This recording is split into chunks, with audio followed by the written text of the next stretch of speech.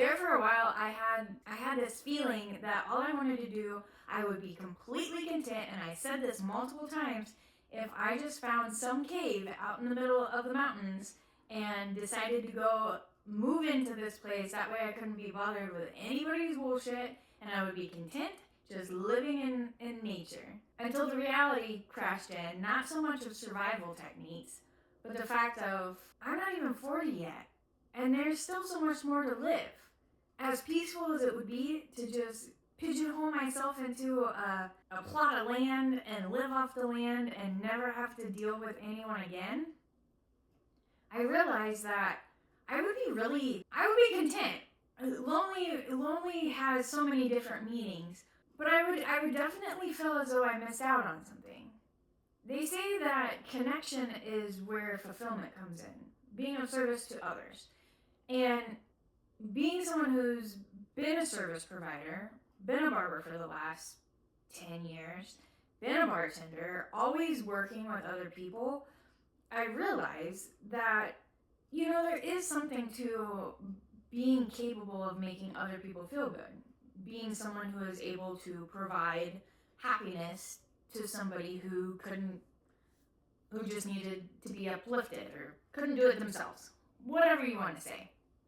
And so I understand where having people around really does help. It does help with those crappy feelings of just getting so stuck in your head that you're just ruminating between all these different ideas with nobody to even bounce them off of.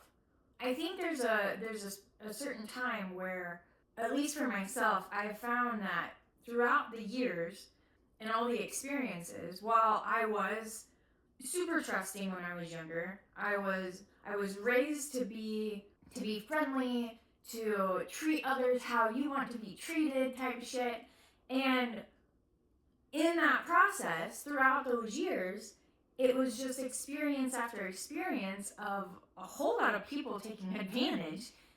There's a lot of turmoil, a lot of heartache, even if it wasn't in romantic partners. It was other people taking advantage, getting a leg up on me. And the reality of that is once I've accumulated so much of that, it's like, why would I want to put myself out there to be shit on even more? Hi, my name's Frankie. Welcome to Reborn Meat Suit. This is where I give you the rundown of what I'm learning as I've grown through this semi-life crisis, sober action, burnout phase of my life, and hopefully you can relate, and I would love to hear in the comments what keeps you from meeting new people. Out of all the stuff that I've read and all the different things that I have started to look into, there's a lot of it that tells you that we have old stories. We have these ideas in our head that we've either put them in there ourselves or other people, our surroundings, have implanted these little seedlings, if you will, for our subconscious to connect to kind of keep us where we are. So with this whole connecting, with this whole speaking to other people, there's a lot of experiences now that I'm almost 40 that haven't been in my favor. And because the human brain is wired to automatically attach to negative over positive interactions, memories, yada yada, if you're not looking for it, it's really hard to even remember some of those good times, some of those relationships that I had before they fell apart. So yeah, the whole question of why would I want to go out and meet new people? Why would I want to put myself out there whenever anyone else in my life is just completely not created a great experience? What's the purpose? I don't know how many times I hear people or I see people who are just so drained and so worn out from other people that even it's easier to say, I just hate people. I can't stand people. And there's plenty of people out there to make you agree with that. We'll just say that. But something I've found, something that I have realized, is that what has gotten me here is not going to get me there. And so for me, I started drinking at a young age, and drinking was part of social activity. It was how I socialized. It was what was involved. That's just how we socialize where I came from. I feel like now with social media, I've seen that there's plenty of others just like me of you out there that spent their weekends drinking as much as they could in the middle of a field, questioning if tomorrow would come. But what I found within myself is because that was my go-to, that was I'm calling it a crutch, that liquid courage to allow me to knock down some walls and just be able to be myself and be free. And so that's how I knew how to socialize. And up until just a couple years, that was my go-to. That was my relaxer. That was my little buddy that would help me get relaxed enough to have a conversation with someone I didn't know. And even now, it's a little bit of a struggle. Even now, whenever I go out to different events, I do find that old habits die hard. Yet in the same aspect, I have found the things that I was missing. In the last 20 some odd years, I've been utilizing this crutch because I never knew any other way.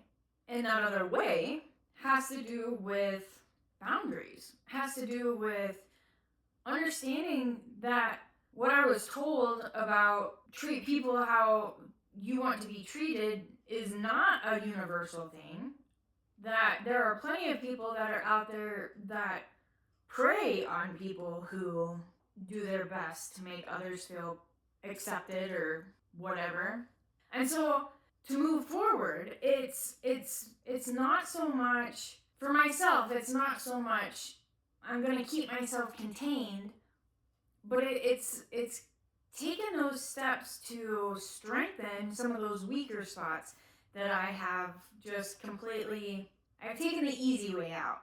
And I've taken what I've known using my crutch, and now I am having to backtrack and start utilizing like everyday people skills, using that self-trust within myself, using the foundation of knowing myself, creating those boundaries and understanding what is non-negotiable and what I will and will not put up with, and not allowing people to cross that. And in that, it's like a fine line of a balance, because some people don't know. So unless you tell them or show them how to treat you, they're going to treat you however they want.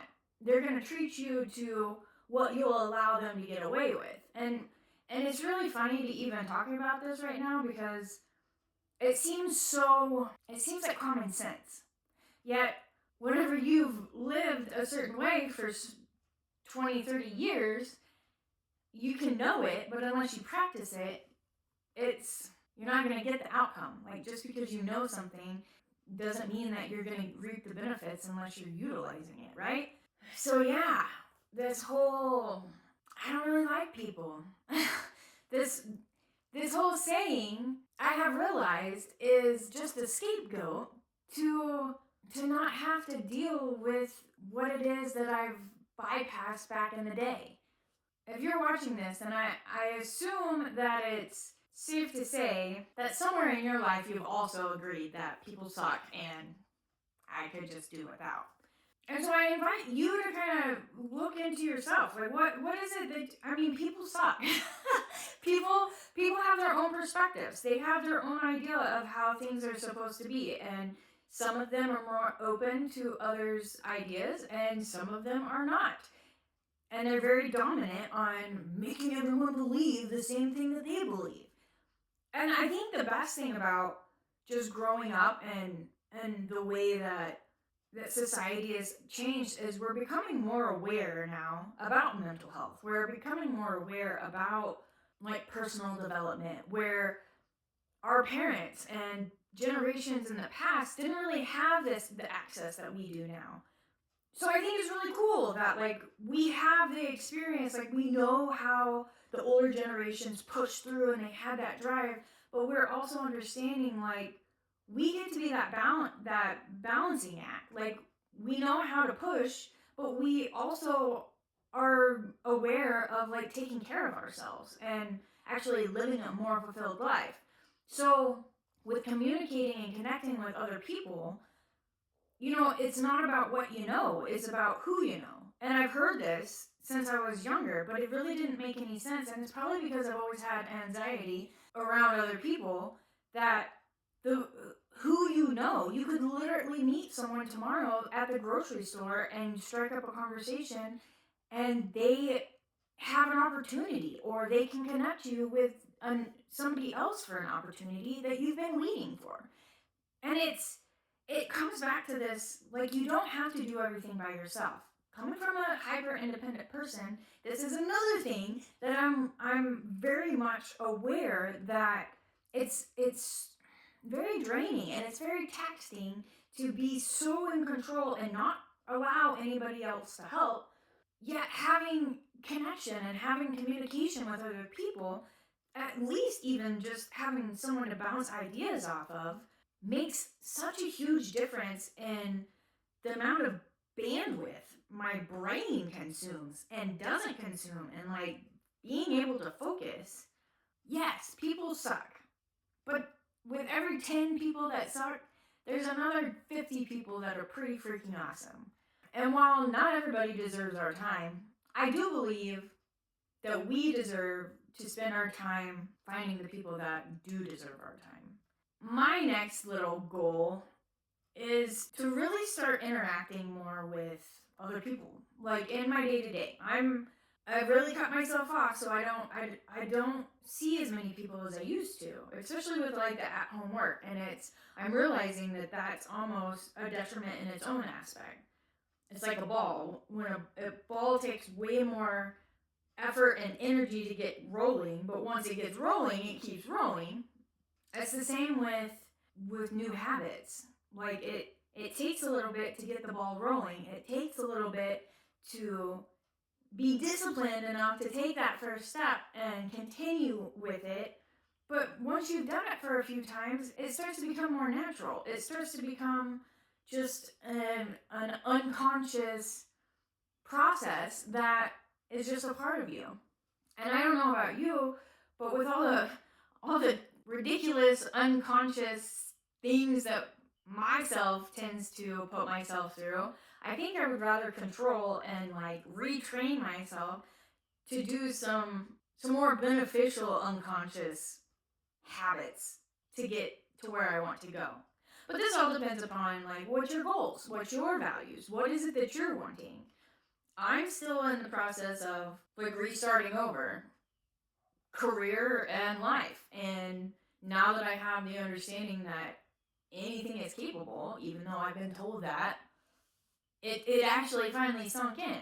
Because anything is possible as long as you're willing to make the habits of making it happen, learning the skills that are required to make it happen. And so, yeah, I found that as much as I have created a very big dislike for other people, I also understand that that dislike has come from allowing people to treat me the way that they have. And so, if you can only control yourself, then the way to control is to learn the skills, to practice the habits of setting the boundaries and seeing people for what they show instead of what they say. Ooh, that's another one. Yeah. So what about you? I'm interested to hear. Let me know in the comments. Do you think it matters who you know rather than what you know? And what do you do to get outside of your comfort zone?